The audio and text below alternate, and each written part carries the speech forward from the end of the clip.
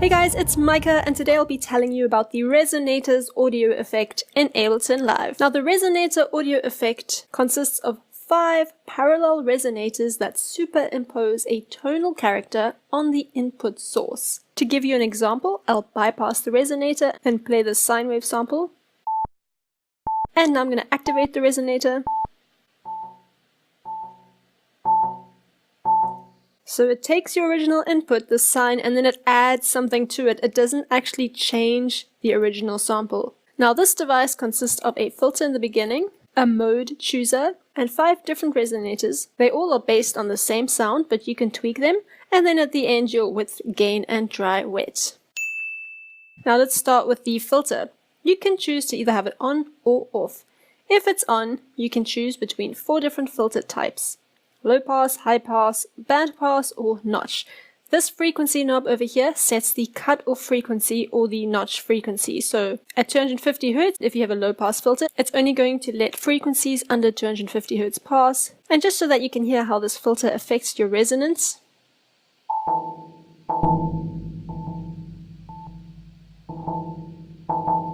note that this filter affects only the resonance, not your actual audio signal. So in my case, not this sine wave sample. Now first of all, you can choose between 2 modes, mode A or mode B, and you can toggle between them with this switch. Mode A provides a more realistic sounding resonation, and mode B is very great if you're pitch shifting the resonance quite low. It's got this weird like if you're holding a ruler on your table and then you hit the ruler on the side and then it's like wah, wah, wah, wah, wah, wah, wah, wah. I don't know if you guys ever did that at school. After your mode, you've got your decay knob, and this lets you adjust the amount of time it takes for the resonators to be silent again after an input signal. So a long decay means a longer resonance. With no decay, there's no resonance. Then you can toggle between constant or not constant. If constant is active, then the decay time will be the same regardless of whether your pitch is high or not. But if it's disabled, then the low notes decay longer than the higher ones. Let's have a listen. Low note, high note. And then you can choose between your tone color. In fact, more specifically, this color knob adjusts the brightness of the resonator's output. And in mode A,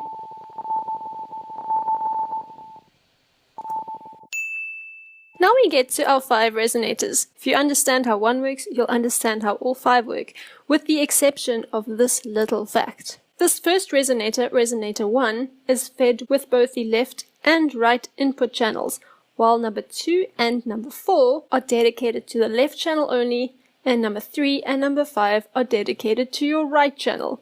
It would have been nice if there was like a little R or L, just so that we don't need to remember that. But you know what? We're clever. We can just remember that. Then also the Resonator 1 has a note parameter, but all the other ones are pitch parameters. I will also explain that distinction. But for the most part, they're the same. You can either switch a resonator on or off by toggling on the switch. And then on Resonator 1, you change the note. A higher value will increase the pitch of the resonance.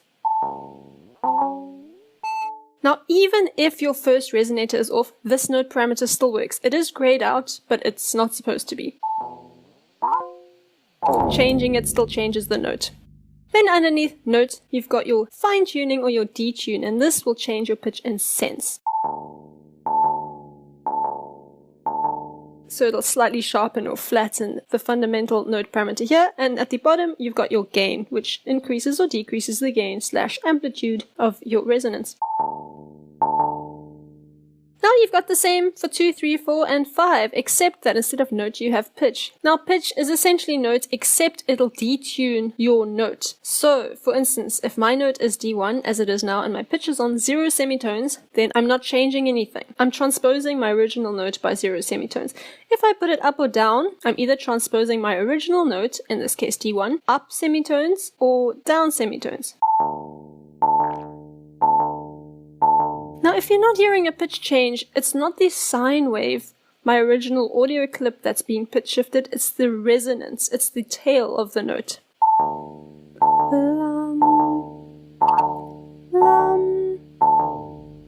Oh, it's too low for me to sing. But I just sang those resonance notes so that you can actually hear where the pitch shift is happening. And then under this pitch, you've also got your detune and then your gain, so those are the same. Now you can toggle them on or off depending on the kind of resonance sound you want. Maybe you want the one resonance to be a bit sharp and the other one to be a bit flat, and maybe you want number one to be off.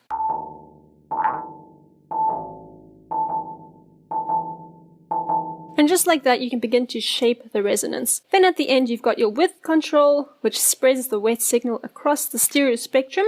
If this is set to 0, then the left and the right outputs of the resonators 2 to 5 are blended into a mono signal. And then your gain adjusts the output level of everything, whether you want it louder or softer, and your dry-wet knob determines the level of dry and wet signal, where wet is your affected signal, and your dry is your unprocessed signal.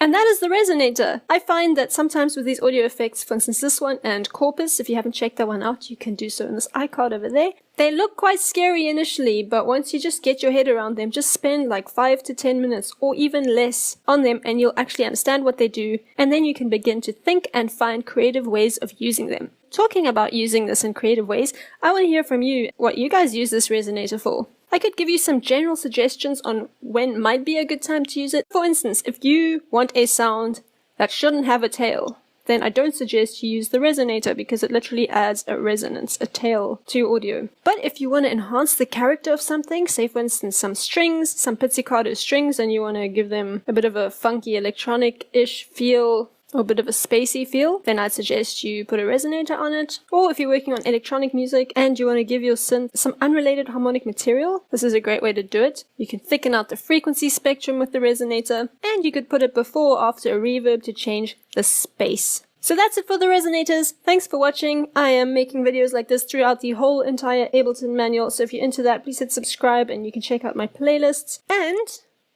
I will see you soon in the next one.